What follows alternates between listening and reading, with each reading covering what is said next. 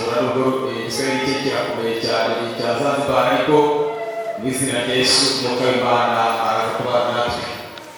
Reka karibu ongea kile Mungu anataka unene na watu wa Mungu katika jina la Yesu. Kwa hiyo Bwana washimati kwa jina la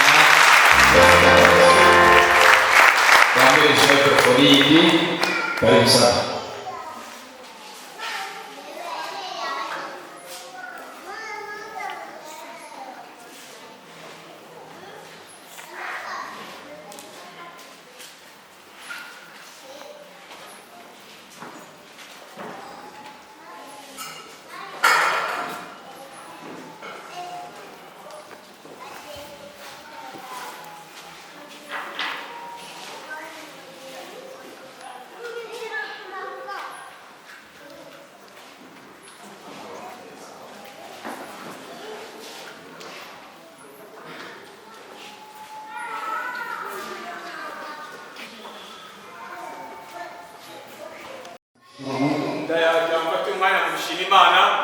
Kwa ajili ya rafiki yangu, baba yangu, kandi umubyeyi wanje, lakini pia mtumishi kandi nanone umukozi w'Imana mugenzi wanje. Nashukuru Mungu kwa kunikutanisha. Ndashima Imana yangu nawe. Siku chache lakini tumeleta matokeo makubwa. Mu minsi mikeya ariko bizanye umusaruro ukomeye. Lakini pia nashukuru Mungu kwa ajili kabisa na wote ambao wamepokea. Kandi nanone ndashima Imana kubw'ikanisa yose turi bose mu ngana gutya. Jina lake sifahamu, lakini Mungu akubariki dada na mwana bwana. Ntabwo ariko kwibuka uriya mushiki wacu, ariko Imana umugisha niba mwakiriye. Nashukuru Mungu kwa ajili ya yote. Arashima Imana ku bwa byose. Baada ya kuzungumza haya, mbere nakomeza kuvuga namwe, ninayo mengi au naweza kusema machache bila ambavyo Roho Mtakatifu amekusudia. Mfite byinshi ariko ninavuga bikeya nk'uko Umwuka wera w'Imana yabishatse. Bado ninatamani tuweze kushirikiana kuko nabyo nahisemo kugira ngo dusangire. Lakini zaidi ya yote ni kuambia kwamba tutarajia kumwona Bwana kwa viwango vingine tena. Ariko ikisumba byose ndumva mugiye kubona Imana mu buryo butandukanye mutigeze kubona. Tarajia kumwona Bwana kwa viwango vingine tena. Witegure kubona Imana mu buryo butandukanye nuko yigeze kuyibona. Ni siku mbili lakini zina kitu ndani yake. Iyi minsi ibiri ndabizi harimo ibintu bidasanzwe muzabona. Nasema tena ni siku mbili lakini zina kitu ndani yake.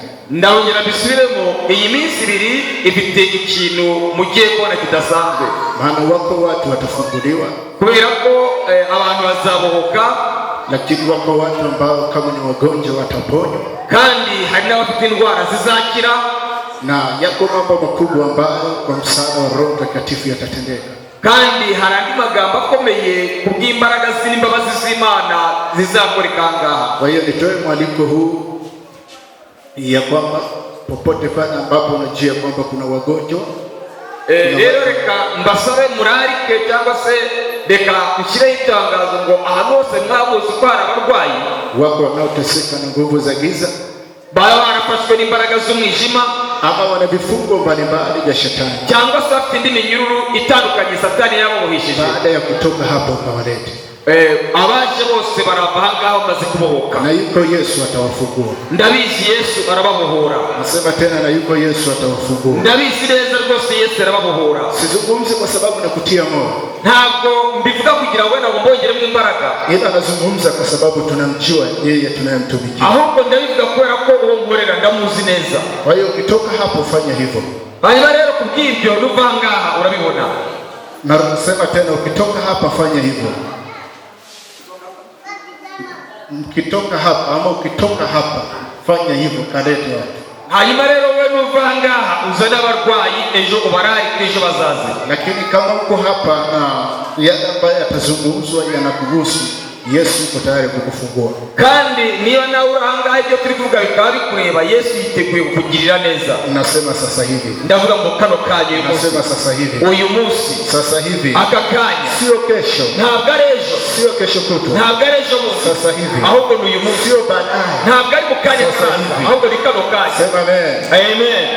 Ninayo machache ama mengi kama nilivyotangulia kusema, mfite make cyangwa se menshi uko natangiye mbibabwira, na ninapenda nitumie nafasi hii kufundisha, kandi mbisemo gufata uyu mwanya mu kwigisha, na kisha fundisha ikiwa Roho Mtakatifu ataniongoza kusema jambo na wewe, basi kuna jambo litatendeka. Kandi nimara kwigisha mwuka w'Imana nashoboza kugira icyo mvugana nawe ndi bukivuge, kandi hari ibiri bikoreke. Sema amen. Amen. Sema amen. Amen. Bwana Yesu asifiwe. Yesu nashimwe cyane. Somo ambalo ninalo ni refu kidogo, lakini ili niweze kukusaidia ninalo jambo la kutanguliza ama msingi wa kuanza nao. Isomo mfite ni rirerire cyane, ariko rishobora kugufasha kandi hari ukuntu nshaka kuritangira kugira ngo nge nawe dufashwe. Amen, amen. Amen. Basi nizungumze kwa wale wenye Biblia, nyosha mikono juu wenye Biblia. Ndashaka ngo abantu bafite Biblia muzamure ibiganza turebe. Wenye Biblia nyosha. Abafite Biblia muzamure ibiganza byanyu. Nyosha Biblia yako. Ngazamura Biblia yawe turebe. Yes, afunyosha daftari yako. Ufite ikayi nawe wazanye ikayi yo kwandika, zane ikayi turebe. Kwa sababu ninapenda ninapofundisha uweze kuandika. Kuko nje nkunda ngo ibi nigisha abantu bashoboye kwandika. Amen. Amen. Na nimesema kwamba anaanza na msingi ambao ndio utatupeleka kule ambako kuna kusudi la Mungu, na msingi unasema imani inayoleta matokeo. Ndashaka kubwira ngo umusingi cyangwa se fondation, urufatiro rw'amagambo ngiye kubigisha nirwo badufasha kwegerana n'Imana kugira ngo tubone umusaruro wayo. Nasema tena imani inayoleta matokeo. Ndavuga ngo kwizera niko kuzana impinduka. Kwizera niko kuzana impinduka. Ninapozungumza imani sizungumzi katika kumwamini Yesu. Nivuga kwizera ntabwo mvuga ngo kwizera Yesu. Maana wengi hapa tuliopo nikisema wangapi wanamwamini Yesu, kila mmoja atanyosha mkono. Kuko ndavuga ngo mwese babwiye ngo ninde muri mwebwe wizera Yesu, mwese mwazamura ibiganza. Lakini ninachotaka kuzungumza, je, katika kumwamini kwako Yesu unaleta matokeo gani? Ariko nashaka kwaza ngo mbese muri uko kwizera kwawe Yesu byakuzaniye iyihe nyungu? Ama nikuulize wewe, katika kumwamini kwako Yesu umeleta matokeo gani? Cyangwa se mbaze wewe ngo wowe uko kwizera kwawe, uko kwizera Yesu byaguhinduye iki? Maana wengine wana muda mrefu ama muda mchache, lakini ukiwauliza matokeo ambayo Yesu ameleta kwao hawana. Kuko abantu benshi usanga bamaze igihe kirekire mu gakiza cyangwa se gitoya, ariko babazi icyo Yesu yabamariye ntacyo bafite. Kwa hiyo nikwambia kwamba kuna tofauti ya imani ya kumwamini Yesu, alafu kuna tofauti ya imani ya kuleta matokeo kwako. None rero hari itandukaniro ryo kwizera Yesu no kwizera kuzana impinduka muri wowe.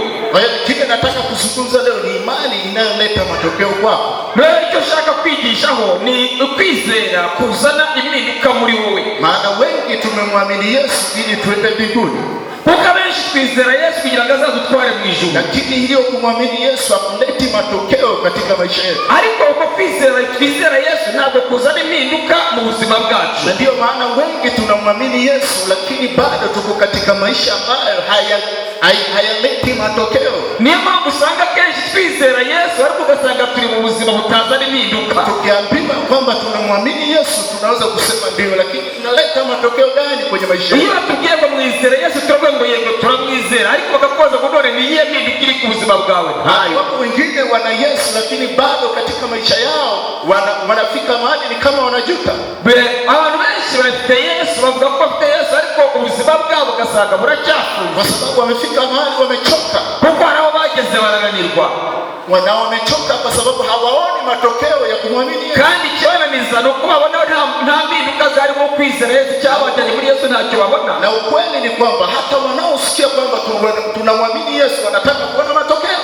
Kandi ukuri guhari nyakuri nuko n'aba ngabo bo hanze bo twizera Yesu bashaka kubona impinduka ku buzima bwacu kugira ngo bamenye uwo Yesu wo twakiriye. Na matokeo wanayotaka kuona sio kucheza na kusifu. Kandi impinduka bashaka kuona ntabwo ari ukuhimbaza no kubyina ngo bone no kubyina gusa. Wanataka kuona kuna kitu gani kwako kimefanyika. Barashaka kureba ni iyihe mpinduka iri iwawe mu rugo ku buzima bwawe. Macho haya ya nje, macho ya kawaida, nayo maso yo hanze agomba kubibona atari ukuvuga ngo nibyo mu mwuka gusa. Hicho ndicho ambacho Bwana anataka tuanze nacho msingi. Kandi icyo nicyo nanjye nshaka kugira ngo bitangirane nacyo mu rufatiro. Amen, amen. Amen. Amen, amen. Amen. Bwana Yesu asifiwe. Yesu nashimye Kwa cyane. hiyo naweza nikasema kwamba imani ni hali ya kutokuwa na mashaka. Rero kwizera ni uburyo bwo kutagira gutekeranya uko ariko kose. Napozungumza kutokuwa na mashaka ni huyo Yesu unayemwamini, lakini hutakuwa na mashaka. Iyo mvuga kutagira kucyekeranya nuvuga ngo uwo Yesu wo wizeye nta kintu na kimwe kigomba kukunanira kugeraho.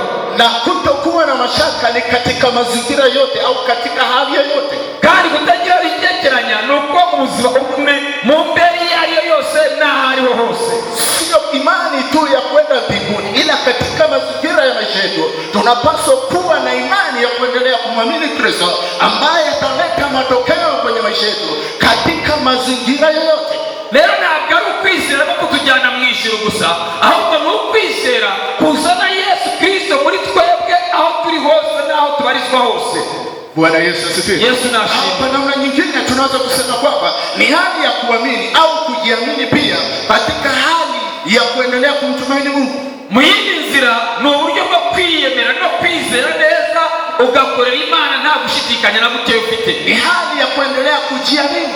Ni uburyo ni inzira gukomeza kwiyizera wowe ubwawe. Ni hali ya kutokutetereka.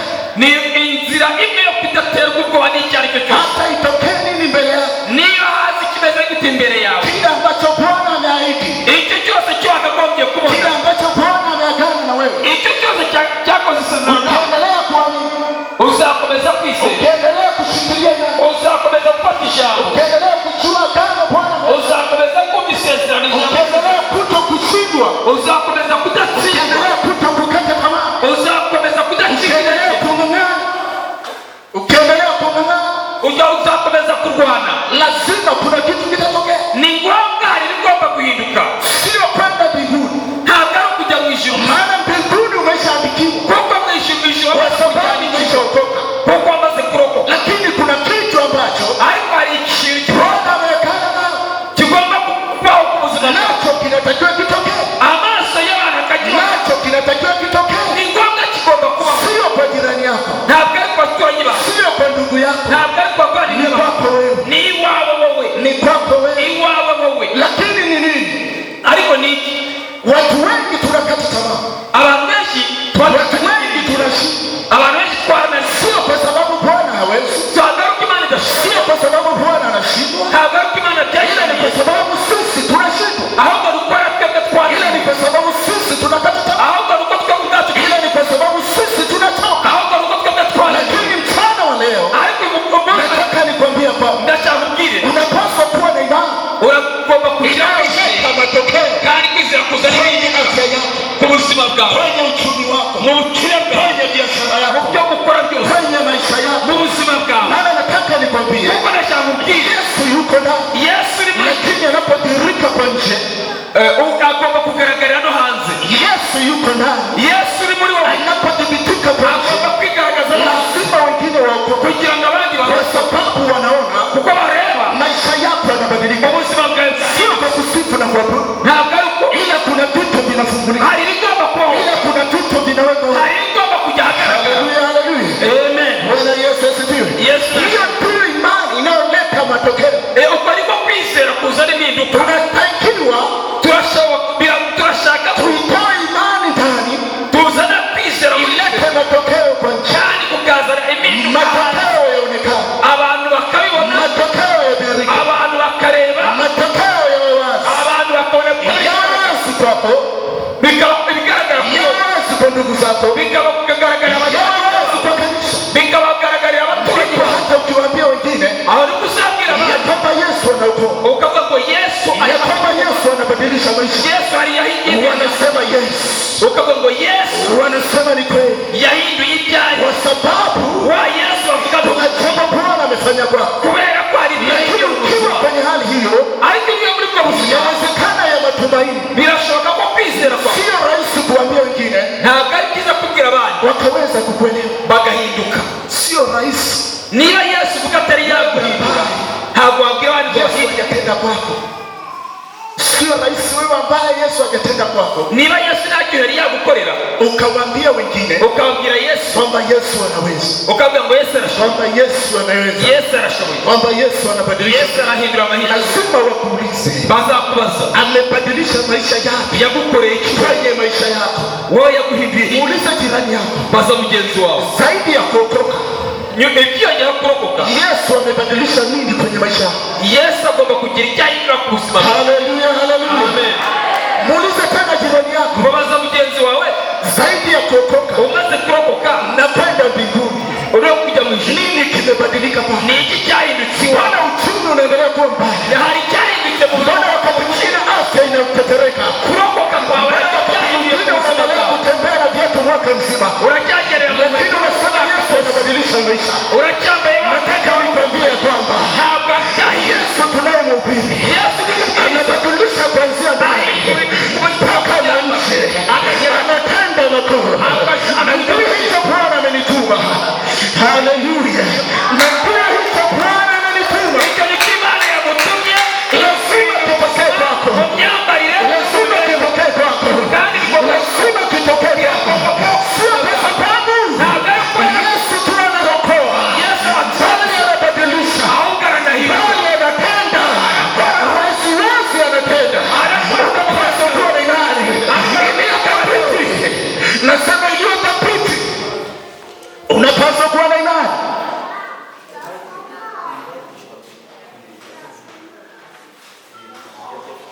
Haleluya. Inayobadilisha maisha yako. ushobora kuba ufite kwizera kwahindura ubuzima bwawe. mu mutero uziranoza ahandi yarakutse. Nyie kanisa utengeneze madhabahu. Aha, barabwiye ngo mutunganye muzashaka kandi batutikeze. Umeona? Amen. Kule kanisani niwe ni mkali. Ati ngewe wanje ndakaze. Hii ni madhabahu. Aka ntabwo ari agatutu. Mahali ambapo siri zako zipo. Mahali ambapo afya yako ipo. Ngahangaha ni ubuzima bwawe buri. Mahali ambapo baraka zako zipo. Ahangaha ni ubuzima umugisha wawe uri. Mahali ambapo kuna hatima ya maisha yako. Niho hacunga ubuzima bwawe. Ni madhabahu. Na ahangaha Pakikaa vibaya. Pakikaa vibaya. iyo ari habi Huku madhabahuni. ahangaha hera Kwako kuna kazi vibaya. ni iwawe haba ari habi, Kwako kuna haribika. ni iwawe harononeka. Ukiona vya madhabahuni viko hivi, ubonye amazu ameze gutya, wakati vya kwako kule nyumbani viko sawa, n'ibyo iwanyu bikaba ari byiza, uhakika umenye ko ya kwako vitakaa vibaya. iwawe nawe bizaba nabi. Sema nini? Ntabwo mvuze ibyo, Nasikia roho Mungu ananiambia ariko ndumva umwuka ya kwamba yakambwiye nikwambia hivyo. niko bigomba kumera. Hakikisha Gerageza madhabahuni kwako, amazu abawe iwawe mahali ambapo pamebeba hatima yako, cyangwa se agatuti k'iwawe, pamebeba afya yako, mahali ambapo pamebeba hatima ya afya yako, hano hera niho hatunze ubuzima bwawe, pawe sawa, pawe sawa, habe hari neza, ndipo na kwako kutakuwa sawa. nibwo niwawe hazaba heza. Amen. Huo si ujumbe wako, Ntabwo ari bwo butumwa lakini bwanjye, ni roho anataka niseme. ariko umwuka ashatse ko mbivuga. Bwana Yesu asifiwe. Amen. Haleluya. Amen. Kwa hiyo tunapozungumzia tumaini, wakati mwingine ni ile hali ya kuto kutetereka. Rero iyo tuvugira ku byiringiro ni imwe mu nzira yo kudacika intege, Kwa sababu ya jambo lolote, kubw'ijambo iryo ari ryo ryose, juu ya yote, hejuru ya byose, unayejua ya kwamba inawezekana. ibyo waba uzi ko Na bidashoboka, hata wengine, wakati mwingine ariko mu kindi gihe inawezekana ukajua haiwezekani. birashoboka kuko wari uzi ko bidashoboka. Lakini pia Ariko nanone Bwana Yesu asifiwe. Yesu nashimwe, Inawezekana ikawa ni yale unayoomba birashoboka ko byaba ibyo usaba au yale unayoahidiwa na Bwana cyangwa se kuvugana n'Imana juu ya maisha yako, kubw'ubuzima bwawe, juu ya afya yako, juu ya afya yako, kubw'ubuzima bwawe, imibereho juu yawe, ya kizazi chako, cyangwa se mu miryango uvukamo, juu ya familia yako. mu bw'umuryango wawe. Yako Bwana ametangaza kwako. Yesu hari icyo avuga ku buzima Unapaswa bwawe, kuwa na imani uragomba kugira kwizera, ya kujulisha ya kwamba inawezekana. kandi kwizera kukwemeza ko bishoboka. Unapaswa kuwa na imani ambayo Uragomba kugira kwizera inathibitisha kwamba inawezekana, kwerekeza ko bishoboka, inathibitisha kwamba inawezekana. kwemeza ko bishoboka. Hapa nikiuliza, Yani nabaza wangapi wanasema Yesu anaweza? ni bangahe bavuga ngo Yesu arashoboye? Wote watainua mikono Mwese mwavuga ngo arashoboye kama mlivyoinua. nk'uko mubizamuye ikiganza. Lakini swali, Ariko ikibazo, ameweza kwako? hari icyo yagukoreye? Au unasema anaweza Cyangwa uravuga ngo arashoboye kwa sababu umesoma, ukavuga ngo arashoboye. Lakini nataka nikwambie, ariko aracyamubwira huyu Yesu unayemsoma, uyu nguyu usoma wenye ana karatasi, muri izi mpapuro unapaswa kumtoa, uragomba kumuvana atende kwako, ukamutwara iwawe. kila kilichoandikwa iki cyose cyanditswe kwenye maneno hayo muri aya magambo yenye pumzi ya uhai, maneno yenye pumzi, amagambo y'umwuka yanaweza yakatoka huko, agomba kuva ngaha yakatenda agakorera wowe. tatizo la Wapentekoste wale, none ikibazo cy'abantu ndio maana hata kwenye kunena kwao, nini, ndio maana hata kunena kwao, niyo mpamvu amagambo bavuga au kuongea kwao, kuvuga kwabo, huwa wanasema ibyo bavuga Yesu alitenda, baravuga ngo Yesu yarakoze, alivuka bahari, aliponya viwete, yakijiriye muga, aliumba mikate, yagabuye mikate, au Yesu alitenda kwa viwete na viziwi. Yesu yirukanye abadayimoni. Hata nyimbo za waimbaji wakitunga n'indirimbo baririmba wanasema Yesu baravuga ngo Yesu yarahari,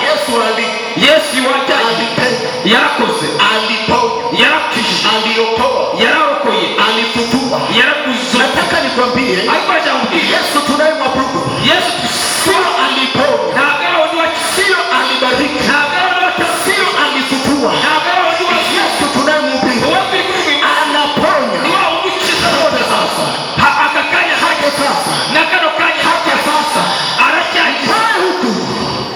mtoe huko kwenye Biblia, umuvane muri kino gitabo, mtoe huko kwenye makaratasi, umuvane ku mpapuro, mweke awe ushyira muri wowe abatuye, ndipo utakapoona, nibwo uzabona, ndipo utakapobarikiwa, nibwo ndipo utakapoponywa, nibwo uzakizwa, ndipo utakapokufungua. nibwo Maana azakubaho. wengine wanasema kuko arabwira Yesu aliponya, Yesu yarakije, lakini wao wanakansa, ariko aracyakiza. wao wanasema ariko aravuga Yesu anaponya yote, Yesu lakini wengine wana ukimwi, lakini wengine wako na ukimwi, umuntu akavuga ngo Yesu arakiza, uwanja akaba akirwaye. wengine wanasema abandi bakavuga ngo Yesu alitembea kile maji, Yesu yagendeye ku lakini nyanja, anashindwa kutembea kwao. ariko akareba ku Lakini nyanja, mfano wa leo ariko imana nimekuletea Yesu, yakuzanira Yesu, sio alifanya, ataba undi wakiza, bali anafanya aho cyangwa hata majira haya, ahubwo hata sasa, hata wakati huu, kuanzia leo atatenda kwako, atatenda kwako, atatenda kwako,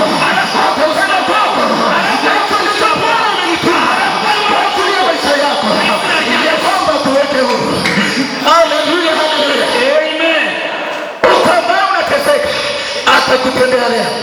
hari byari kugoye, Mtu ambaye umefungwa hari aho wari ufungiwe, atakutendea leo. aragukurayo. Haleluya. Amen. Nasema sasa hivi, ndavuga uyu munsi, nasema sasa hivi, ndavuga nonaha, sio nadharia, ntabwo ari sio story, ntabwo ari amahitamo, sio maneno. ntabwo ari amagambo. Namjua yeye ndamuzi ambaye anaweza, twakongera, namjua yeye ndamuzi sio alitenda, ntabwo yasize, sio aliweza, ntabwo yashoboye, namjua yeye ndamuzi yewe ambaye hata sasa anaweza, arashoboye, anafungua, anaponya, anaweka huru. Ndio maana nimewambia ya kwamba hata kama kuna wagonjwa leo hii, leo hii, wenye kansa waje, wenye ukimwi waje, haleluya, wote wanasaliwa, na kila wanaoteseka na ukimwi leo watafunguliwa, wanaofungwa na nguvu leo,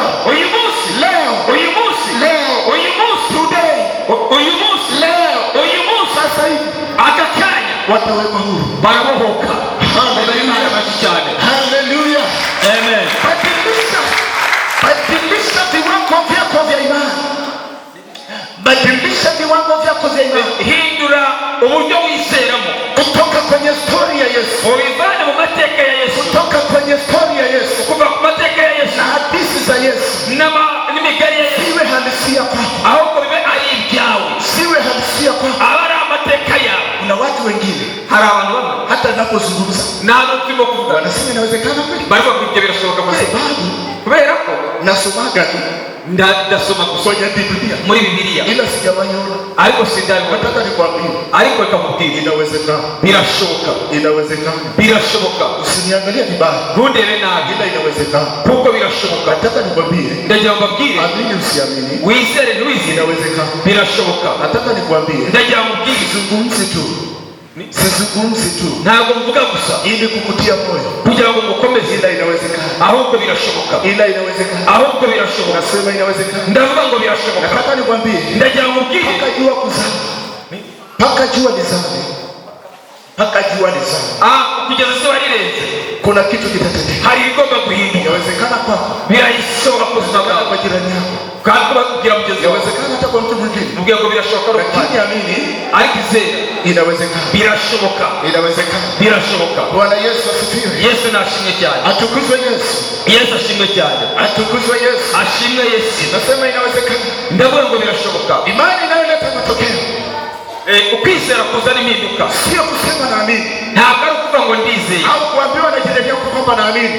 abantu benshi bavuga ngo ndizeye, Sio kuambiwa na mwingine tu kwamba naamini, ntabwo ari ukubwirwa n'undi ngo ngende kwizera, sio kumwambia mwingine tu kuwa naamini. ntabwo ari ukubwira umuntu ngo gira kwizera, Ni ile inayodhihirika kwa nje, ahubwo ni ibigaragara, ni ile inayotokea kwa nje ibyo bigaragara haba baada ya kuamini.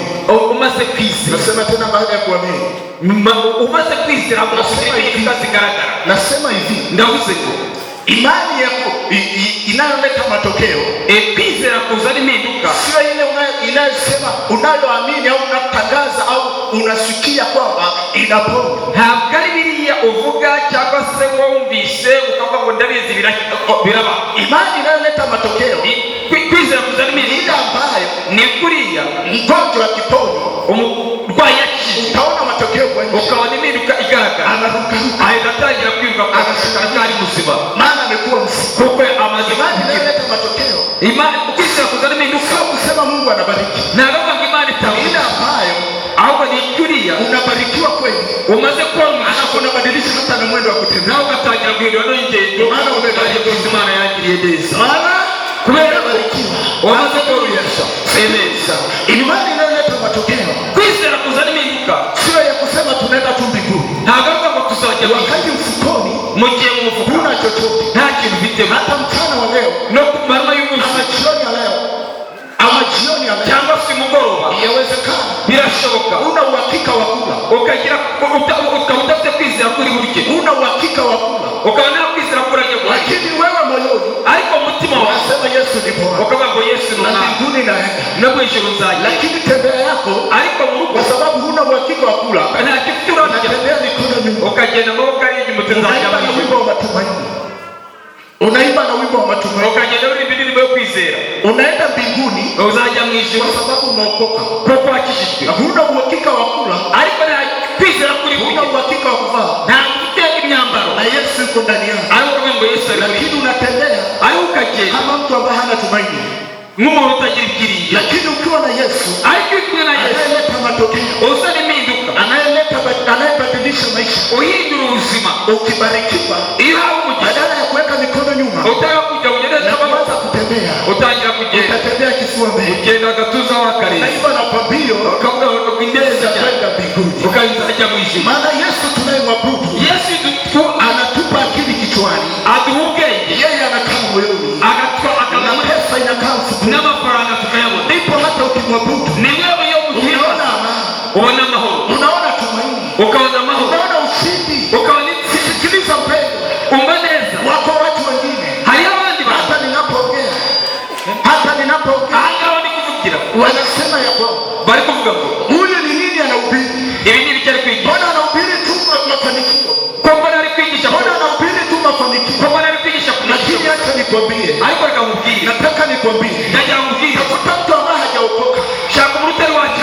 amefanikiwa, kandi w'umunyamugisha, alafu na wewe ambao umeokoka nawe warokokera umejazwa Roho Mtakatifu, ubuze umwuka na wera, unanena kwa lugha, ukavuga mu ndimi, wote mbebe Bible, ugatwara Bibiliya, wote mbebe Biblia, mwese mukagenda na Bibiliya, unaenda kushuhudia. mukajya gutanga. Nataka nikuulize ya kwamba ndashaka mubaze, hata kama ni wewe, niyo yaba ari wowe, wamekuja watu hawa wawili, wamekuja watu hawa wawili, hata abantu babiri bakaza, mmoja ako na gari umwe aje mu modoka amefanikiwa, akaba yarahamuye, mmoja ameokoka undi akaba atari yakiza, na ana Roho Mtakatifu, akaba yize umwuka, na ana Yesu aka Yesu anakuja kukwambia akaja kubwira, okoka, akira Yesu, okoka. akira Yesu, Yesu anabadilisha maisha. Yesu ahindura Na ubuzima, yule ako na gari uriya w'imodoka inapumulia mafuta, akakuha, anakwambia mpendwa, avuga mtuye okoka. kizwa, Yesu anabadilisha maisha. Yesu ahindura ubuzima, Yupi utaona ameokoka? Uriya wiko Yule amebeba Biblia. Yule ambaye amebeba Biblia. Uzajya uriya ufite Biblia Anaimba pambio. akawiri chorus. Ameokoka. Akawera kijwe. Na mbinguni anaenda. Akawazaja mwisho. Au yule ambaye Jamburi ya amekuja na gari. Waje ni motoka. Akakwambia kwamba akakubwira Yesu anabadilisha maisha. Yesu ahindura ubuzima. Okoka.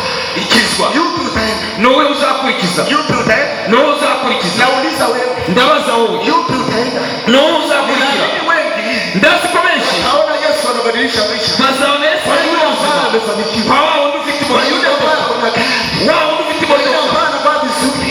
wambaye neza. Yule ambaye anawapika wakubwa. wao ndio ufite Yesu. ndio usamea Yesu. Mwamini. Ndio mwizi. Tunayemtumikia. Wewe tukorera. Tunayemwamini. Wewe twise. Tunayemtumikia. Wewe tukorera. Anabadilisha kwanza. Ahindura ubuzima. Analeta matokeo. Akazana ingaruka Kwa nchi. impinduka ku Nasema kwa nchi. mucyaha. Haleluya, haleluya. Amen. Haleluya, haleluya. Amen. Bwana Yesu asifiwe. Yesu nashimwe. Naomba mchache, naomba tufungue Biblia ndio tupate kuona maandiko yale ambayo yanathibitika ama yanayoleta imani inayothibitika katika maisha yetu. Reka dusome Bibiliya dushake amagambo ahuje n'ibyo turimo kuvuga. Tusome Biblia zetu tuone vile ambavyo imani tuliyo nayo inapaswa kuleta matokeo. Reka dusome Bibiliya zacu kugira ngo tuvuge ko ukwizera dufite gushobora kuzana impinduka. Na mwenye ameshika Biblia Mwese mwafashe Bibiliya atasoma kikwetu, atasoma kikwenu, ushobora gusoma mu rurimi rwacu, atasoma Kinyarwanda, atasoma Kinyarwanda, then nitasoma kikwetu, nawe asome ikiwabo. Naomba ufungue Biblia yako kwenye Yohana sura ya 9. Yohana sura ya 9. Unasoma Yohana ibice 9 kwanza mstari wa kwanza umurongo wa mbere mpaka wa 7 kugeza kwa 4. Iliyofika naomba usome. Yohana igice 9 umurongo wa mbere kugeza kwa 7. Haravuga ngo akigenda abona umuntu wavutse ari impumyi, abigishwa baramubaza bati, mwigisha, ninde wakoze icyaha, n'uyu cyangwa n'ababyeyi be, ko yavutse ari impumyi? Yesu arabasubiza ati, uyu nta cyaha yakoze cyangwa ababyeyi be, ahubwo ni ukugira ngo imirimo y'Imana yerekanirwe muri we. Nkwiriye gukora umurimo wantumye hakiri ku manywa, bugiye kwira, n'igihe umuntu atakibasha gukora. Nkiri mu isi ndi umucyo w'isi. Amaze kuvuga atyo acira amacandwe hasi, ayatoresha kondo, akamusiga ku maso. Aramubwira ati, genda wiyuhagire mu kidendezi cy'i Silowamu, hasobanurwa ngo yaratumwe. Nuko aragenda ariyuhagira, agaruka ahumanutse. Abaturanyi be n'abamubonaga kera aho arasabiriza barabazanya bati, uyu niwe wicaraga asabiriza? Bamwe bati niwe, abandi bati siwe, icyakora asa nawe. Nawe arabasubiza ati, ni njye.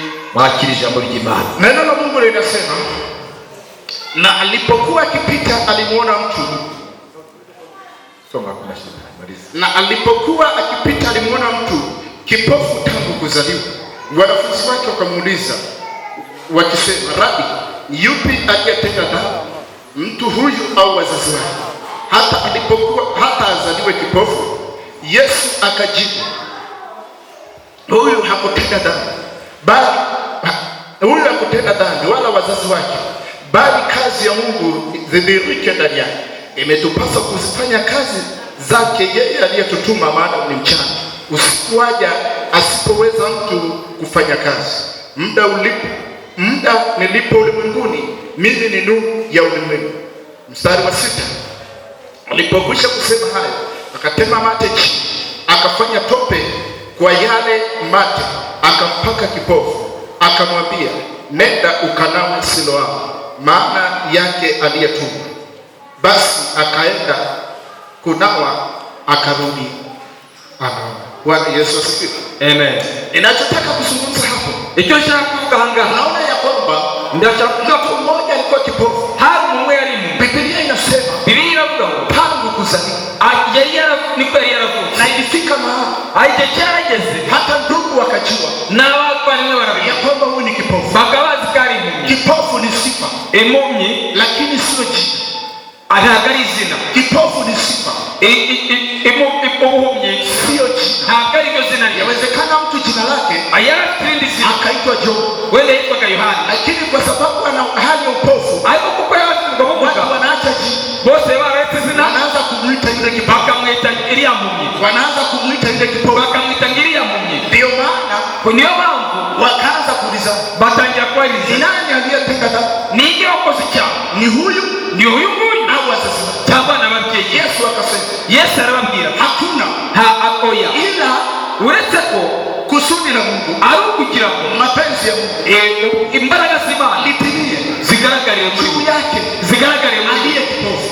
uyu wari impumyi. Ninachotaka kusema icyo nshaka ni kuvuga pale ambapo ni ukuvuga ngo Yesu alitema mate, alitema mate chini. Yesu yaciye amatangwe hasi, Baada ya hapo arangije akachukua arafata igitaka akampaka, aramusiga, alafu akamwambia aramubwira ngo nenda ukanawe. genda ukarabe. Nini hapo tunaona? Nini tunaona? aho hatwigisha iki Ama nini tunajifunza? cyangwa twize iki? Huyu ni kipofu, uyu ni impumyi. Yesu anatema mate, Yesu aciye amatangwe, anampaka, arangije aramusiga, ama anamzima kabisa, aramusiga neza wakati ni kipofu.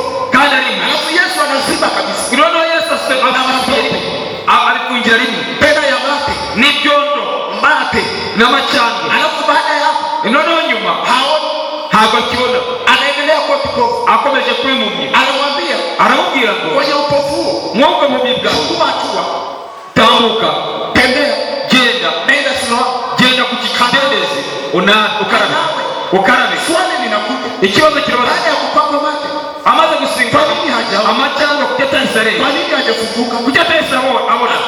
Alafu Yesu anamwambia nenda. noneho Yesu akubwira ngo genda. Sikiliza, nyumva neza, kitendo cha Yesu kumshika, igikorwa cya Yesu kumukoraho wengi tunacho, cyari gihari. tumeshikwa na Yesu, twese twafashwe na Yesu, tunaishi na Yesu, tuturanye na Yesu, tunatembea na Yesu, tugendana na Yesu, lakini bado ni vipofu, ariko turacyari mu bado tumefungwa. bado Pamoja na tuko na Yesu, pamoja na tuko na Yesu, turi kumwe na Yesu, anatushikashika, aragitukozeho, anatutia moyo, aracyadukomeje. tumeokoka twarakijijwe na mbinguni tunaenda, n'ijuru tuzajya, lakini bado tumefungwa, ariko turacyaboshe, bado tunateseka. turacyafite akazi. Sikiliza, noneho nyuma kinachotakiwa kwako igishakirwa iwawe, baada ya kupakwa, nyuma yo chukua hatua, tambuka, chukua hatua tambuka ya kuleta imani yo kuzana ukwizera, inayoleta matokeo ukwizera kuzana kwenye imirimo, maisha yako. kuzana imirimo mu buzima. Imani ni ipi? ukwizera ni ukuhe? Sio kushikwa na Yesu, ntabwo ari ukogaho na Yesu, sio kupakwa maji, ntabwo ari gusigwa, sio kupakwa akondo. imani inayoleta matokeo ukwizera kwa kuzana hali ulionayo, mu buzima urimo, pamoja na uko na Yesu. kuko ufite Yesu. Kila amekuambia icyakubwiye ko unatakiwa ufanye ugomba kugikora. ukiwa kipofu. niba uri impumyi, Nini amekwambia? ni iki Amekwambia yakubwiye? hanawe Siloamu, kajya gukara, chukua hatua, tambuka. sio kusema kwamba ntabwo mpaka bado sioni. ngo ko nari kure, Tembea, genda, badilisha, hinduka, tembea, genda, leta imani ugera ku isi, inayobadilisha, hinduka. inayoleta matokeo. ugomba kugira kwizera kuzana impinduka mu buzima bwawe. Kipofu huyu uyu muntu anachukua imani, anachukua imani, yari afite kwizera, anachukua imani, yagize kwizera pamoja na kwamba alikuwa na Yesu, kuko yari afite na Yesu, lakini anachukua imani kandi ibyo yari afite ya kutembea yahita agenda, kwenda Siloamu. aragera i Siloamu, aragera Biblia gukaraba. inasema Bibiliya iravuga ngo alipofika amaze kugerayo akanawa. arakaraba. Baada ya hapo nyuma y'ibyo ndio akaona, atangira ndio kureba, akaona. atangira kureba. Sikiliza mpendwa, ndagira ngo unyumve mbele neza, na Yesu niba uri kumwe na Yesu, anakushika, Yesu akagukoraho, anakutia moyo, akakugendana nawe, umeokoka, wamaze gukira, lakini kuna imani ariko ugomba ya kusikia kwizera no kila kumvira amekwambia. buri cyakubwiye. Kama ni inuka, niba ari haguruka, inuka, haguruka, simama, hagarara, tembea, genda, toa, tanga, fanya, kora. ndipo utakapo nibwo uzagira leta imani uzabona kwizera inayobadilisha maisha yako. kuzana imirimo mu Tatizo la buzima. wapendwa wengi, tatizo la wapendwa wengi, noneho ingorane z'impumyi ama nyinshi, Wapentekoste wale abakora bo muri iyi minsi wako hapo na Yesu, abari kumwe na Yesu wanaimba tunaenda mbinguni, batinda kugira bajya mu ijuru. Yesu ni Bwana Yesu ni umwami na mwokozi wa maisha yako, umukiza w'ubuzima bwawe, lakini bado vipofu, ariko akaba ukiri mu lakini bado vipofu, ukaba ukiri mu bado maskini. ukaba ukiri mu Kwa sababu gani? kubera iki? Kila Yesu anasema Yesu aravuga hawataki kutii, icyo Yesu ababwira hawataki ngo kusikia, bashaka kumva,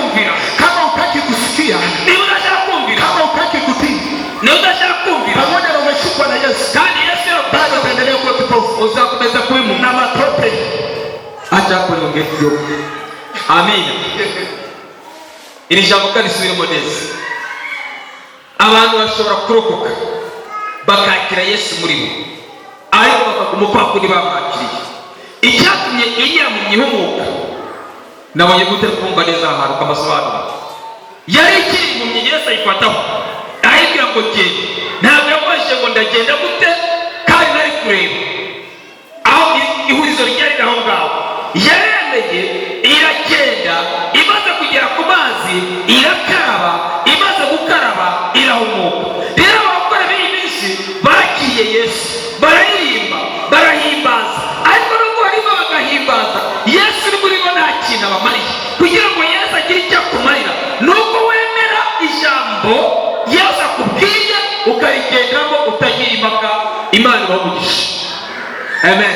Amen. Ongera ufungure Bibiliya yawe Kwenye Marko, muri Marko sura ya 10.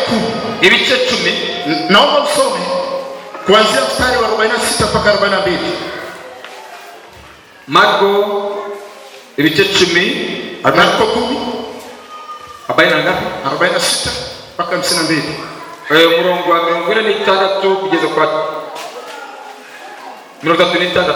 46 mpaka 52. Okay, 46 kugeza kwa 45 n'ibiri. Haravuga ngo nuko bagera i Yeriko, akivana i Yeriko n'abigishwa be n'abantu benshi, asanga umwana wa Timayo witwaga Barutimayo, umusezi w'impumyi, yicaye iruhande rw'inzira. Yumvise ko Yesu w'i Nazareti ari uje, aherako arataka cyane ati, Yesu mwene Dawidi mbabarira. Abantu benshi baramucyaha ngo ahore, ariko arushaho gutaka ati, mwene Dawidi mbabarira. Yesu arahagarara arababwira ati, nimumuhamagare. Bahamagara impumyi, barayibwira bati, humura, haguruka, araguhamagara. Nayo ita umwenda wayo, irabaduka, yegera Yesu. Yesu arayibaza ati, urashaka kugira nte? Iyo mpumyi iramusubiza iti, mwigisha, ndashaka guhumuka. Yesu arayibwira ati, igendere, kwizera kwawe kuragukijije. Uwo mwanya irahumuka, imukurikira mu nzira. Amen. Biblia inasema, Biblia inavuze kulikuwa na kipofu tena mwingine. Hayo indi mpumyi nanone yitwa kipofu. mpumyi. Anaitwa nani? Yitwa gande? Impumyi. Kipofu sio jina. Impumyi ntabwo ari izina, Kipofu ni sifa. ahubwo ni agashambagizo. Kipofu ni sifa. Ntabwo ari izina, ni igishambagizo. Na huyu naye, uwo nawe Yesu alipokuwa Yeriko, ubwo Yesu yarageze Yeriko, alikuwa akipita, yari arimo kwigendera. Biblia inasema, Biblia iravuze ngo huyu kipofu iyo mpumyi akasikia kwa yumva ko Yesu anapita. Yesu agiye kunyura, Akaanza kupiga kelele, atangira gusakuza, Yesu mwana wa Daudi, Yesu mwene Dawidi, Yesu ni rehemu. Yesu nyiza. Wako wanafunzi wa Yesu, abigishwa ba Yesu akapiga kwamba acha kelele, baramya gutikika, lakini yeye ariko Yesu akaendelea kupaza sauti. impumyi ikomeza gusakuza. Yesu akafika mahali akasimama, Yesu agira arahagarara, akageuka, arahindukira, alafu akamwita. aramuhamagara. Alipokwenda, agiye, Yesu akamuuliza, Yesu aramubaza, unataka nini? urashaka iki? Nikufanyie nini? mugire ne? Yule akasema, uriya aramubwira ati, nataka kuona, ndashaka guhumuka, nataka kuona. ndashaka guhumuka. Sikiliza mpendwa, Umva muvandimwe, amefika kwa Yesu, ageze kwa Yesu, alafu Yesu anamuona Yesu aramubona, kipofu kabisa, yari impumyi rwose, alafu anamuuliza, ariko aramubaza, unataka nikufanyie nini? urashaka gukira ne? Wakati anamuona, kandi ari kumureba, hitaji lake ni kuona, hitaji lake ni kuona. icyifuzo cye kwari ukureba, Alafu anamuuliza, ariko Yesu arabaza, unataka nikufanyie? urashaka gukira ne? Yani ni sawa na wewe, kandi ni waba nawe uko na njaa, ufite inzara, unaenda kwa Yesu, uje kwa Yesu, badala ajue kwamba una njaa, atari yamenya ko ufite inzara, alafu anakuuliza, arakwasha, unataka nikufanyie nini? uragira gukira ne? Sikiliza mpendwa, Umva shida ulizonazo, ikibazo ufite, mateso ulionayo, ingorane ufite, Yesu anajua, Yesu arasize, lakini anakuuliza, ariko arakubaza, unataka nikufanyie unifanyeni? uragira ngugire nde? Ingekuwa ni wengine leo yibari uyu munsi wenye hasira kama mimi, umunyaburakari nkanjye au wewe, cyangwa wowe, ningemuuliza Yesu, nakamuje Yesu, ningemuuliza swali gani? nakwaza ngurambari, Wakati unajua ni kipofu, wewe nagura ko ndibu, wakati unajua naumwa, kandi wowe unareba ko kurwaye, pengine tungesema ariko tukavuga ngo kwa Yesu unadhamani, ariko Yesu arasuzuma. lakini yule mtu ariko umuntu akasema nataka kuona. ntabwo yageze Baada ya kuzungumza amaze kuvuga ibyo, anajua kabisa yuko na Yesu, yamaze kusigwa na Yesu. Anamwambia Yesu aramubwira ngo nenda zako, igendere, umepona, urakisha, ni mzima, uri muzima. hajamgusa, ntiyigeze amukoraho, hajamwombea, ntabwo yigeze amusengera. Biblia inasema Bibiliya iravuga ngo yule mtu uwo muntu hakuendelea kulalamika, ntabwo yongeye kuvuza induru, Bwana mbona hujanigusa, avuga ngo kutankozeho, Bwana mbona hujaniponya, kutankozeho, Bwana mbona hujaniombea. kutari wamusengera. Biblia inasema Bibiliya iravuga ngo akasimama, yarahagurutse, akaondoka, aragenda. Mungu akiwa anaondoka, ntabwo ari kugenda. Biblia inasema Bibiliya iravuga ngo akapata kuona, agatangira kureba, hajagusa, ntabwo yigeze akorwaho, hajaombewa, ntabwo yasengera. alichosikia icyo yumvise nenda zako, yavuye ngo genda, umepona. urakize. Sikiliza, umva rero, wakati mwingine iki ni inshuro Mungu rimwe anakuambia kitu, Imana ikubwira iki, lakini kwa sababu ariko kubera ya ko upungufu wa imani ukwizera kwa hari hapo, ugakomeza mpaka kujya, leo unaomba, ugakomeza ugasenga, anakuambia inuka, ahubwo ngo unaendelea kumng'ang'ania, ugakomeza ukijya, Yesu wewe ni wangu, Yesu wanipata, Yesu wanipata, Yesu wa milele, uzoraho, ni kweli wa milele, uwo Yesu lakini waraho, bwana utoke ariko utava kwenye hali ulio nayo. mu buzima urimo. Kitu cha kujifunza icyo dukwiriye kwiga mahali hapo tumesoma, aha ngaha turi kwigira, sio kuendelea kusikiliza Yesu anasema nini, ntabwo ari ukomeza kuba wese, bali ni kutii kile anachosema. ahubwo ni ukumvira icyo akubwiye. Akikwambia inuka, ahubwo ngo haguruka, inuka wewe. haguruka. Tatizo la leo, ikibazo kinini, Wapentekoste wewe abarokora b'iyisi wanaokoka ibamaze na gutega Yesu tunaye, na Yesu turawufite, viwango vya imani vimepungua, niko viwango vya imani vimepungua. ariko ukwizera kwaragabanutse. Hata wakija kwa mchungaji niyo agiye kwa pasiteri wakiwa na shida yao, iyo afite ikibazo, mchungaji akawaambia nenda zako, umepokea, Yesu avuga ati nimugenda ngo wataanza kusema baravuga ngo huyu mchungaji kawa mchawi, uyu pasiteri n'umusazi, niende wapi, nimepokea wakati sijaje. ndajyayo nakire bihe. Badala yake wanataka nini? nyuma y'iryo Wanataka hii, bashaka gukora, mchungaji aweke mkono, ndashaka ko pasiteri azaza ikiganiro, atangire gusurika, aanze kutikisa, watu wachoshwa, akelee, shingo ipinde, kugeza ijosi ribabaye, akelee, ahizirike, aseme toka, toka toka, nakupiga, ndakuguna, nakukelea, abantu ibyo bashaka, watikiswe, amuzunguze, watoe jasho, amuzungazunguze, ndio waone nibwo bemera Yesu amefanya. ngo aribwo bakize. Hapana, hapana, ntabwo ari byo, akikwambia inuka, ahubwo ngo haguruka, inuka, haguruka, nenda zako, genda, umepona, wakize, utaona kweli, urakira. sikae hapo, ntabwo wicara ngo utegereze ngo bakunyeganyeze, bakunyeganyeze. ntabwo ari byo, toka, kwizera. toka. Wakati mwingine anaweza asirizike mpaka awekewe mguu, hajya mpaka agasinzira ngo agashyiraho n'amaguru, ahari nibwo ari bukire, ndio aone imeombea, ntabwo ari gasengewe, ndio aone amepokea. ntabwo yapa. Hapana. aho ya Wakati mwingine ikindi gihe Roho wa Mungu ananena na wewe, umwuka w'Imana akuvuga ulicho nacho icyo ufite ili kiweze kutoka, gishobora kuvamo. beba sadaka, baravuga ngo peleka saneleka madhabahu. uzane kwitura, Lakini kwa sababu ya uchoyo, ariko kubera ubusambo, kwa sababu ya uchoyo kubera ubusambo na kuto kumwelewa Mungu, no kutemera Imana, mnasemaje? ukavuga ngo Nipeleke sadaka, ntware ituro, mchungaji akana umushokaji aote kitambi, azana inda, mimi niendelee kubaki na shida. nanjye nkomeze kuba ntayo ndatwara. Sasa hivi uvuga ibyo unaendelea kuwa kipofu, ukomeza kuba umukene, maelekezo utaka, nta cyerekezo. ila unataka ibyo ushaka toka, nushaka toka, kuona Yesu, bakugeganyeza, aruke mchungaji agusagaza bakuzagaguza, ndipo uone umepokea. bari kubaho. Hapana, Haleluya. leta imani, badilisha imani Izere, iweze kuleta matokeo ugiye kwizera niko kuzana kwenye imihigo afya yako, mu buzima kwenye bwawe, uchumi wako, mu bukire bwawe. tofauti na hapo, tofauti na hapo ibitandukanye n'ibyo utaendelea kubembelezana na Yesu. uzakomeza gukinana na Yesu. Unasema hivi, Yesu ni wangu, uhora ubwira ngo Yesu ni wanjye, ririmba Yesu ni wanjye, Yesu ni wanjye, ni wa kwako kweli, uririmbe neza rwose, lakini bado unasikia, ni uwawe yega, ariko uracyari umukene, bado unateseka, uracyari mu byago, bado una magonjwa, uracyari n'indwara, alafu unasema Yesu anabadilisha. ariko uvuga ngo Yesu ahindura amateka. Muulize jirani yako, mbaza mugenzi wawe, Yesu anabadilisha maisha? Yesu ahindura amateka? Kama ni kweli, Kama ni kweli amebadilisha nini kwako? niba se ari byo iwawe yahinduye iki? Muulize amebadilisha nini kwako? Mumbarize ngo yahinduye iki wawe? Niba Yesu ahindura amateka n'abaturanyi barabizi yarahindutse, muulize tena. ongera umubaze. Mbona ulivyokuwa mwaka juzi ko gukora umeze umwaka ushize ndivyo ulivyo mwaka jana, ariko n'uyu munsi umeze na ndivyo ulivyo mwaka huu. akaye kumeze na none. Unasema Yesu ni Bwana, Yesu umwami wawe, lakini viatu vimetoboka. inkweto yarapfumutse. Unasema Yesu ni Bwana, ukavuga ngo Yesu ni umwami, lakini una njaa. Una njaa, inzara mu rugo ite.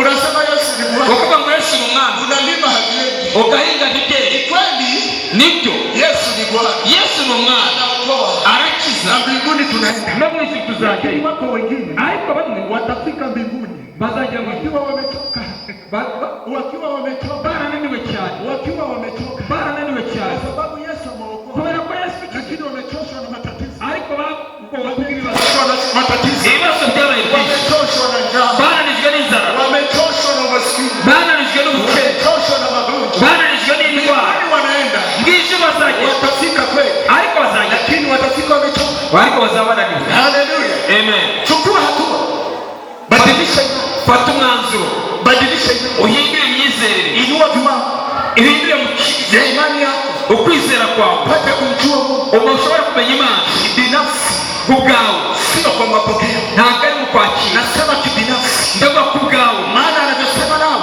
ibyo mvugana nawe sivyo atakavyosema na mwenzako, ntabwo ari byo mvugana na mugenzi wawe. atakavyosema na wewe ibyo Yesu avugana nawe sivyo atakavyosema na wewe. ntabwo ari byo avugana nanjye. Ukimwelewa Mungu n'umwemye n'Imana anataka nini jia, ukamenya icyo ushaka, utaendelea kung'ang'ana naye. ntabwo uzakomeza Wakati ni mgonjwa.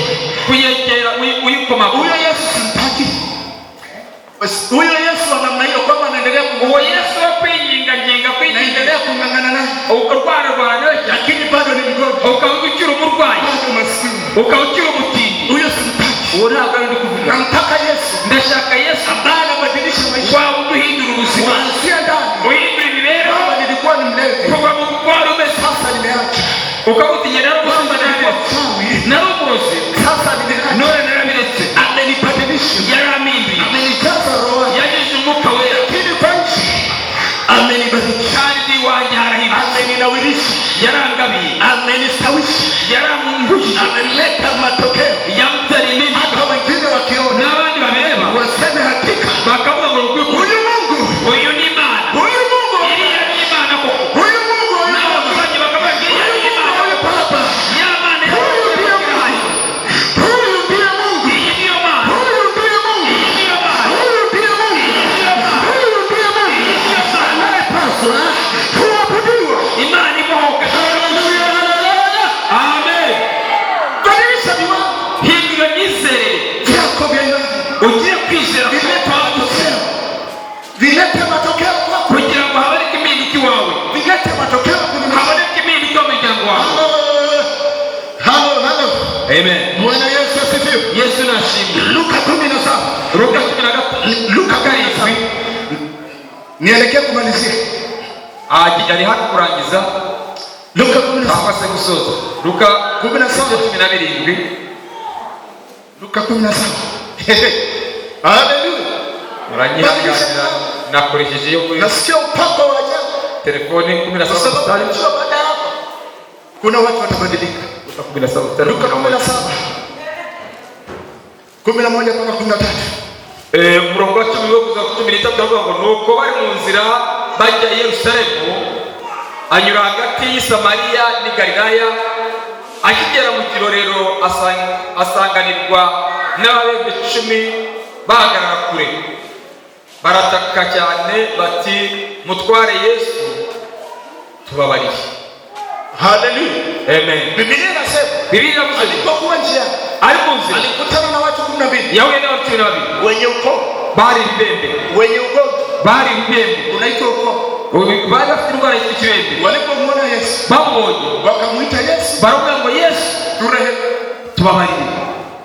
Yesu akageuka, Yesu arabareba, wakiwa bado mbali, bari bakiri kure, akamwambia nendeni, aravuga ngo nimugende, mkajionyeshe kwa kwani, mkajionyeshe kwa kwani. mwiyereke umutambyi. Maana yake bivuga ngo nendeni, mugende mkajionyeshe kajionyeshe mwiyereke kwa mchungaji mpasiteri wanyu. Biblia inasema Bibiliya ivuga wakageuka baragenda wakaanza kwenda, batangira kugenda, walipokuwa wanaenda bari kugenda wakapona, barakira, wakawa wazima, baba bazima, koma ubu ibibembe wakaacha. burabagekura. Baba Yesu aliwaita, ntabwo ari Yesu yabahamagaye, akawaombea, arabasengera, akaweka mikono, arabashyira ibiganza, akasema ukoma, aravuga ngo kibembe toka, vaho. Oya, akasema yarababwiye nendeni nimugende kajionyeshe mwiyereke kwa kuhani. abatanga. Wakati wanaenda ubwo bari kugenda wakawa wazima, bahita bakira, watakasika. barakira baba bazima. Umva neza, Kumsikiliza Mungu kumvira Imana sio tatizo, ntabwo ari ikibazo. kumwelewa Mungu Gusobanukirwa Imana sio tatizo. ntabwo ari ikibazo. Tatizo la wapendwa wengi Ikibazo cy'abantu benshi ni kwenye kutii, ni ukutumvira. kwenye kutii. Kutumvira, Watu wengi abantu benshi wamegombana na Mungu barwana n'Imana kwa sababu sio watii. ntabwo bumvira. Mungu amewaambia jambo Imana ibabwira ijambo ili abadilishe maisha yao, bahindura ubuzima bwabo, lakini kwa sababu imani ariko kubera ko kwizera kwabo ari guke, kwa sababu ya imani hapa kubera kwizera ari guke, wamegombana na Mungu, bawusanga barwana n'Imana, wakaacha kutii. bakanga kumvira. Alipowaambia Iyo ababwiye, kwa shida ulionayo, kwa shida ulionayo, iyo akubwiye ku kibazo ufite, kwa matatizo ulionayo, mu ngorane ufite, nenda kwa mchungaji, genda kwa mushumba wawe, kajionyeshe, umwiyereke, kajieleze. umwisobanurire. Wakawa wanasema baba bavuga ngo siendi ntabwo ndajyayo ungeponya.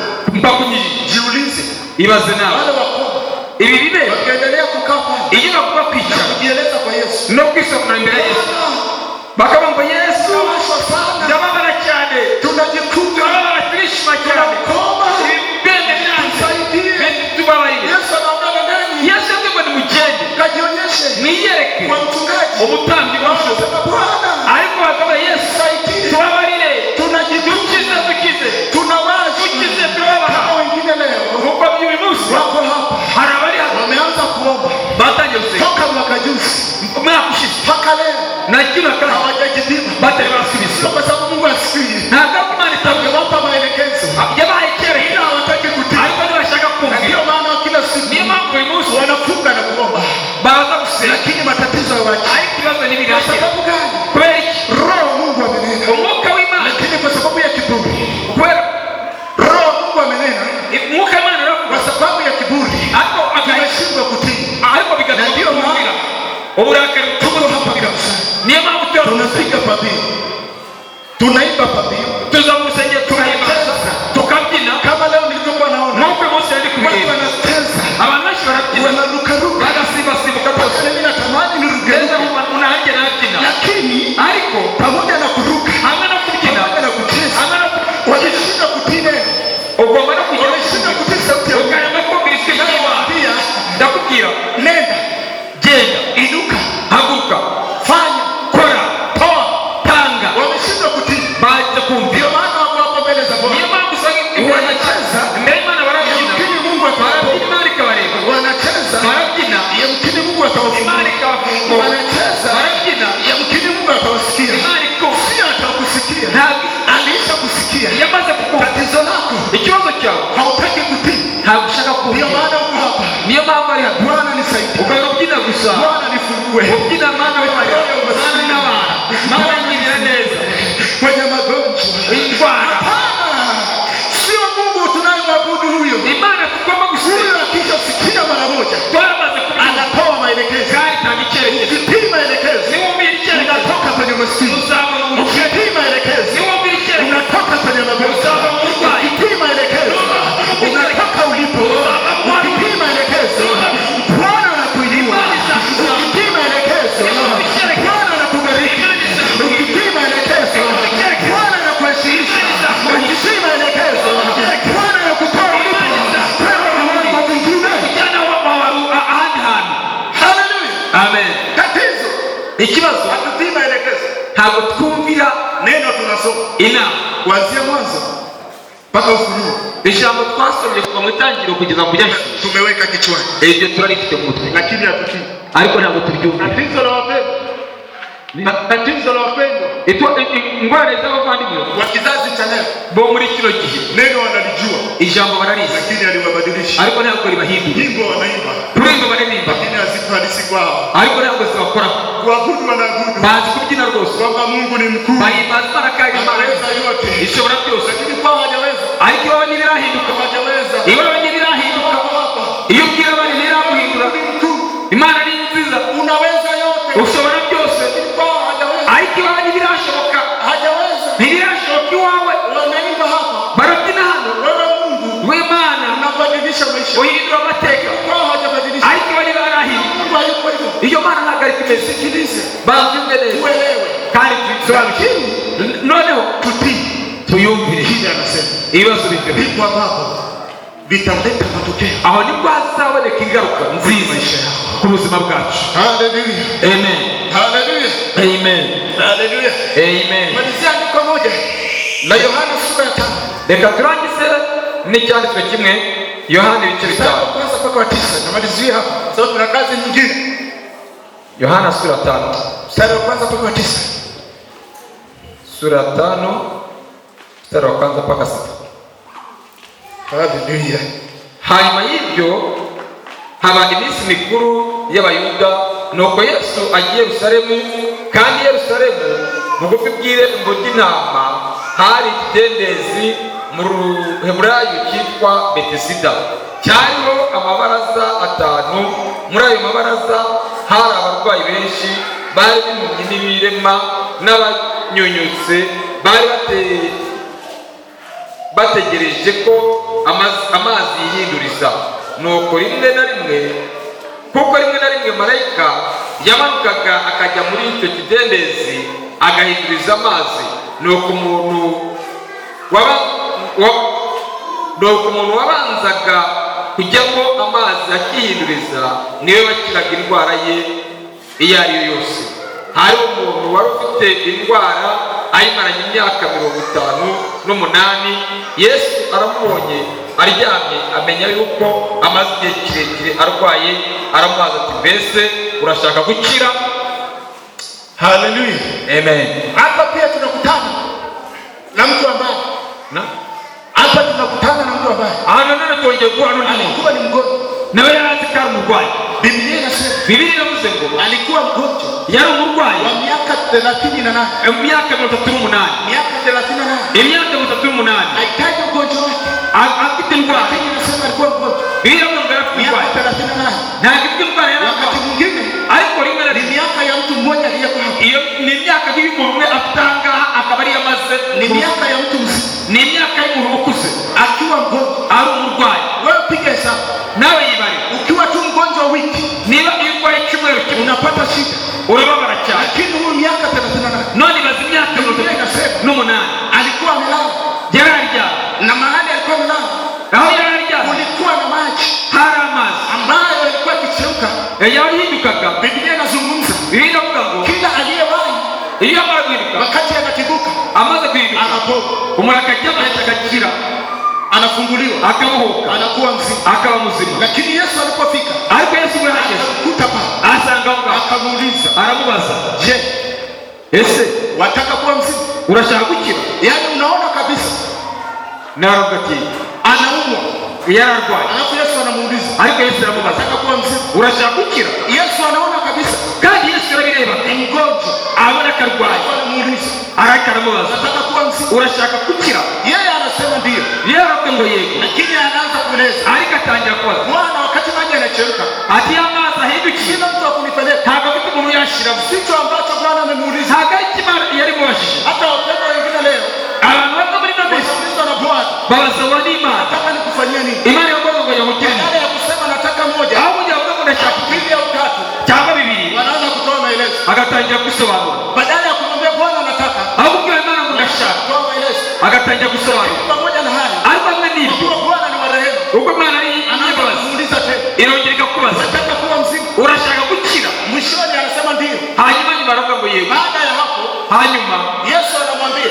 Yesu aramubwira ngo jitwike godoro lako, ikorere uburiri bwawe, weka godoro lako, yikorere uburiri bwawe, wewe. genda. Biblia inasema Biblia iravuga ngo kwa neno la Yesu, kubw'ijambo rya Yesu, kwa sauti ya Yesu, kubw'ijwi rya Yesu, yule aliyekuwa mgonjwa uwari umurwayi kwanza alisikia, yarumvise, pili akaelewa, icya kabiri arasobanukirwa, tatu akatii. icya gatatu arumvira. Ili aliposikia, iko yumvise, weka godoro lako wewe, terura atangira gutega, akabeba godoro, atera mafariso, ariko aragenda. Maana yake amekuwa mzito. Ubwo yahise akira. Hiyo ndio imani. Uko niko kwizera Inayoleta matokeo. ndiko kuzana Sio kwa sababu naumwa. ntabwo uko ndwaye Piga pambio pale kitandani. ngo nera makorasi ku gitanda Kwamba Yesu anaponya. mvuga ngo Yesu arakiza. Kwamba Yesu ni Bwana. Yesu arakiza ni umwana. Kwamba Yesu naenda mbinguni. Yesu azajya mu ijuru. Imani inayoleta matokeo. Kwizera kuzana impinduka Ni kuambiwa ni ukubwirwa na kusikia no kumva na kutii. no kumvira. Beba godoro lako, Terura amatora yawe, ondoka. genda. Wewe ni mgonjwa. Wowe uri umurwayi, Bwana anakuambia Imana yakubwiye ili upone, kugira ngo ukire, simama nenda kanisani. haguruka ujya mu rusengero. Lakini unasema nawe ukavuga ngo nami nitaenda mbinguni. naye nzajya mu ijuru. Tatizo sio kwenda mbinguni. Ikibazo si kujya mu ijuru. Nyanyuka wewe. Haguruka urebe, Nyanyuka wewe. haguruka ugende, Nyanyuka usimame. Nyanyuka utembee. haguruka ugende, Kwenye uchumi wako. ugende Ili mambo yaende. Ili mambo yaende. kugira ngo amagambo asohore. Kwenye uchumi wako. Ubutumwa bwawe Kanuni ni moja. kugira ngo haboneke ibihindi. Toa, Tanga ubarikiwe. ubahe umugisha. Kanuni ni moja. Itegeko ni rimwe Kwenye uchumi wako. mu bijyanye n'ubukire. Kanuni ni moja. Hari itegeko Ni moja. ni rimwe, Sio mbili. ntabwo ari abiri, Sio tatu. ntabwo ari atatu, Sio kuomba. ntabwo ari Sio ugusenga, kuvuka. ntabwo ari Kwenye uchumi wako. mu bijyanye n'ubukire. Kanuni ni moja. Itegeko ni rimwe, Toa, ni ugutanga ubarikiwe. ugahabwa umugisha. Toa, Tanga ubarikiwe. uhabwe umugisha. Toa, Tanga uinuliwe. uzamurwe mu ntera. Toa, Witanga uinuliwe. uzamurwe mu Mungu ntera. akubariki dada. Imana Juzi ikumushyigikire. aliniona pale. Ejo rero Akaniambia baba chukua nauli. Mungu akubariki. Imana yo kugisha cyane. Ubarikiwe. Ubariki. Toa, Tanga ubarikiwe. ubone umugisha. Lakini wako wengine Ariko hari abandi wanawaambia Imana yababwira toa, tanga utabarikiwa. uhabwe. Wanasema wapi? Akavuga ngo oya. Mchungaji yana Pastor abike aote kitani. agure. Mchungaji yana aote kitani. Pastor abike azane inda Anenepe. abyibuhe, Alafu mimi nishinde njaa. njyewe nicwa n'inzara. Sawa. Ye Nikuulize. reka mubaze, Tangu umeanza kungangana navyo, ibyo utangiye kurwanya nimekufikisha wapi? bikugejeje he? Mbona unaduma? Mbona uendelee? Ko nta kintu gihinduka, Mbona viongezeke? ko nta byiyongera, Mbona viongezeke? ko bitiyongera. Uliza jirani yako. Baza mugenzi wawe, Tangu umeanza mbona viongezeke? igihe watangiriye ko bitiyongera, Mbona viongezeke? ko bitiyongera. Bwana anakuambia Imana yakubwira toa, tanga utabarikiwa. uzahabwa Wewe umugisha. unasema nakula, Nawe ukavuga ngo ndabirya nitanenepa. nzabyibuha, Alafu unenepe. kandi ubyibuha Usije kukondea. ukomeza kunaruka. Kanuni ni moja. Uchumi wako ili ubarikiwe. Kugira ngo uhabwe umugisha Toa. ni ugutanga. Sijui kwa nini nazungumza sana hapo. Ntabwo nzi neza ibyo ari kuba mu Lakini gihugu, nachojua ni kwamba ariko iyo nzi si neza mimi na neno. ni Ni Bwana na neno. Imana nayo. Wakati mwingine Ikindi gihe tumegombana na Roho Mtakatifu. urwana n'umwuka wera, Sio kwa sababu hatujamsikia. ntabwo ariko utayumvira, Sio kwa sababu hatujamwelewa. ntabwo ariko utayumvira, Kwa sababu hatujamtii. ni kuko tuba twayumvira. Tumegombana naye. Tumegombana naye. Tumegombana naye. turarwana naye. Haleluya. Amen. Ndio maana tuko hapa. Niyo mpamvu turi hano, Hatuendelee. nta terambere tugira. Viwango vyetu vya imani Kwizera kwacu igipimo cyako havileti matokeo ntabwo kizana impinduka kwenye maisha yetu. mu buzima bwacu. Haleluya, haleluya. Amen. Wapendwa wengi, Bavandimwe benshi tunapishana na baraka za Mungu. dutandukanye n'umugisha w'Imana, Tunapishana na kusudi la Mungu. dutandukanye n'ubushake bw'Imana, Tunapishana na kusudi la Mungu. dutandukanye n'ubushake Kwa bw'Imana sababu tunataka kupokea, kubera ko dushaka kwakira ndipo tutoe.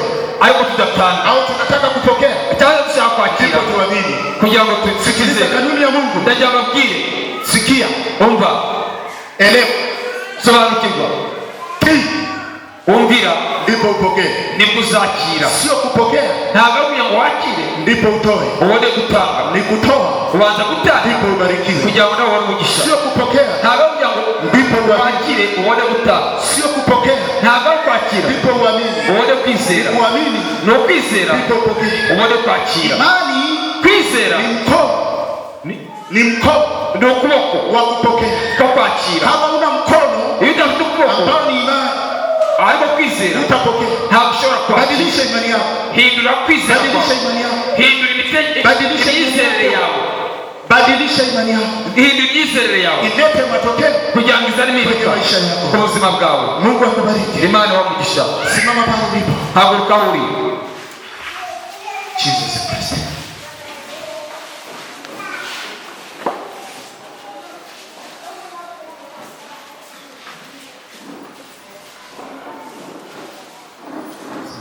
Haleluya. Amen. Narudia tena.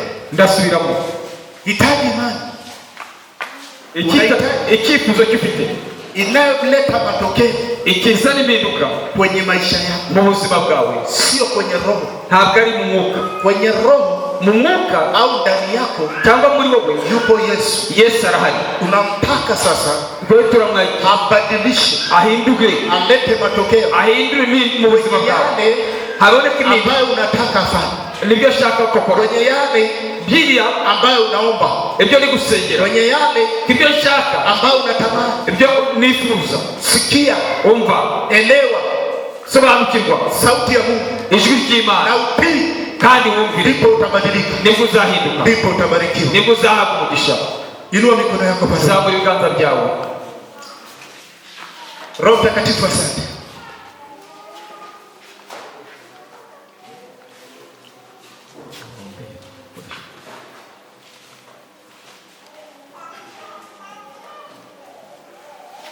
Inua mikono yako. Amen.